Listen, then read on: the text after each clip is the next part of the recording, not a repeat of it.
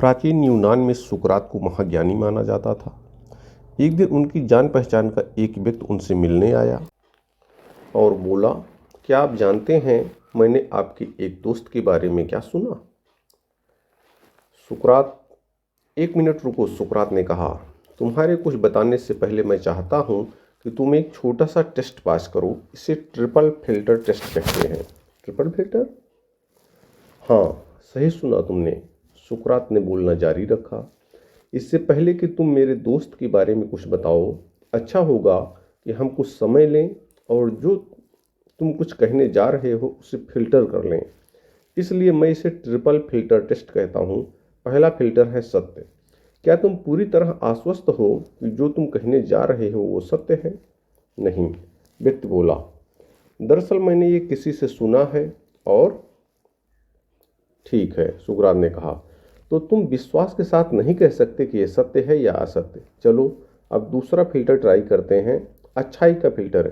ये बताओ कि जो बात तुम मेरे दोस्त के बारे में कहने जा रहे हो, क्या वो कुछ अच्छा है? नहीं, बल्कि ये तो इसके उलट है।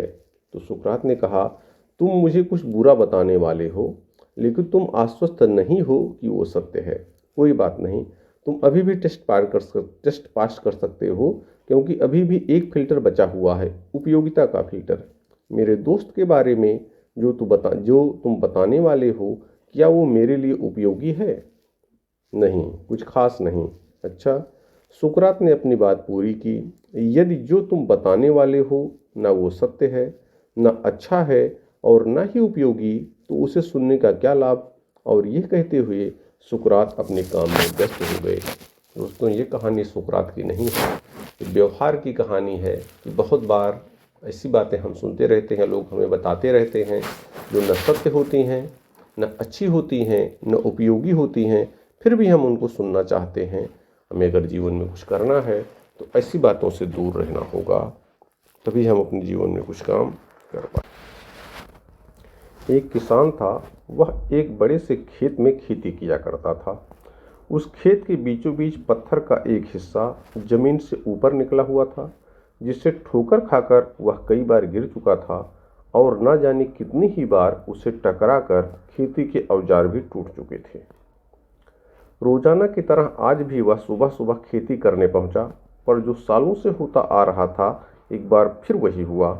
एक बार फिर किसान का हल पत्थर से टकराकर टूट गया। किसान बिल्कुल क्रोधित हो उठा और उसने मन ही मन सोचा कि आज जो भी हो जाए वह इस चट्टान को जमीन से निकालकर इस खेत के बाहर फेंक देगा। वह तुरंत भागा और गांव से 4-5 लोगों को बुला लाया और सभी को लेकर वह उस पत्थर के पास पहुंचा।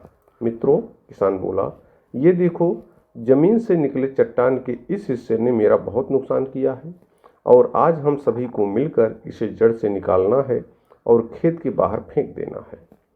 और ऐसा कहते ही वह फावड़े से पत्थर के किनारे वार करने लगा।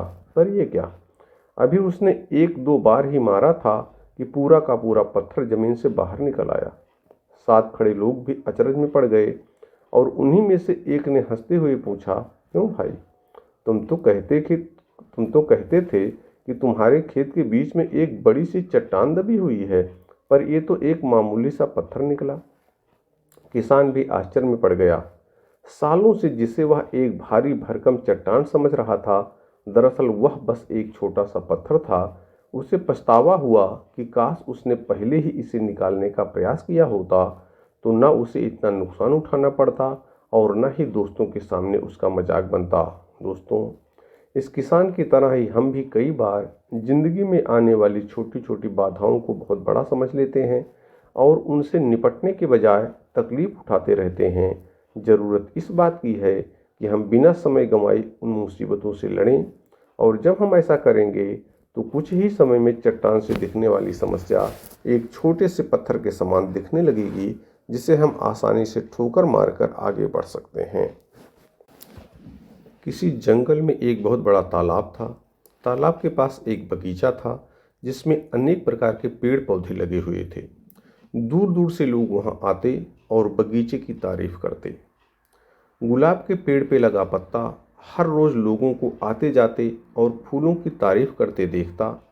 उसे लगता कि हो सकता है एक दिन कोई उसकी भी तारीफ करे, पर जब काफ़ी दिन बीत जाने के बाद भी किसी ने उसकी तारीफ नहीं की तो काफ़ी हीन महसूस करने लगा।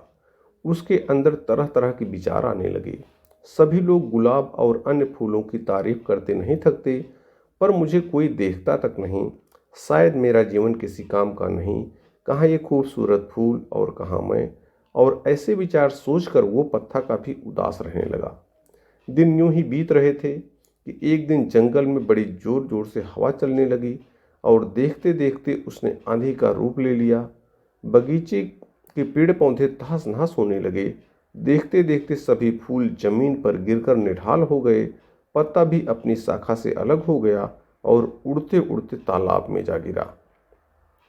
पत्ते ने देखा कि उससे कुछ ही दूरी पर कहीं से एक चींटी हवा के झोंकों की वजह से तालाब में आ गिरी थी और अपनी जान बचाने के लिए संघर्ष कर रही थी। चींटी प्रयास करते करते काफ़ी थक चुकी थी और उसे अपनी मृत्यु तय लग रही थी कि तभी पत्ते ने उसे आवाज़ दी, घबराओ नहीं, आओ, मैं तुम्हारी मदद कर देता हूँ। और ऐसा कहते हुए उसे अपने ऊपर बैठा लिया। आंधी रुकते रुकते पत्ता तालाब के एक छोर पर पहुँच गया। चींटी किनारे पर पहुंचकर बहुत खुश हो गई और बोली, आपने आज मेरी जान बचाकर बहुत बड़ा उपकार किया है। सचमुच आप महान हैं, आपका बहुत बहुत धन्यवाद। यह सुनकर पत्ता भावुक हो गया और बोला, धन्यवाद तो मुझे करना चाहिए, क्योंकि तुम्हारी वजह से आज पहली बार मेरा सामना मेरी काबिलियत से हुआ, जिससे मैं आज तक अनजान था। आज पहली बार मैंने अपने जीवन के मकसद और अपने ताकत को पहचाना है। दोस्तों, ईश्वर ने हम सभी को अनोखी शक्तियाँ दी हैं। कई बार हम खुद अपनी काबिलियत से अनजान होते हैं और समय आने पर हमें इसका पता चलता है। हमें इस बात को समझना चाहिए कि किसी एक काम में असफल होने का मतलब हमेशा के लिए अयोग्य होना नहीं है। खुद की काबिलियत को पहचान कर आप वह काम कर सकते हैं जो आज तक किसी ने नहीं किया है। दोस्तों, याद रखिए, भगवान ने जो भी चीज़ें हमें प्रदान की हैं उनके प्रति कृतज्ञता का भाव अपनाइए और अपने जीवन को बेहतर से बेहतरीन बनाइए। याद रखिए, ऊपर वाला न भूलता है न भूल करता है, वो आपके सारे कर्मों का हिसाब रखता है और उचित समय आने पर उनका पूरा फल भी प्रदान करता है। बहुत बहुत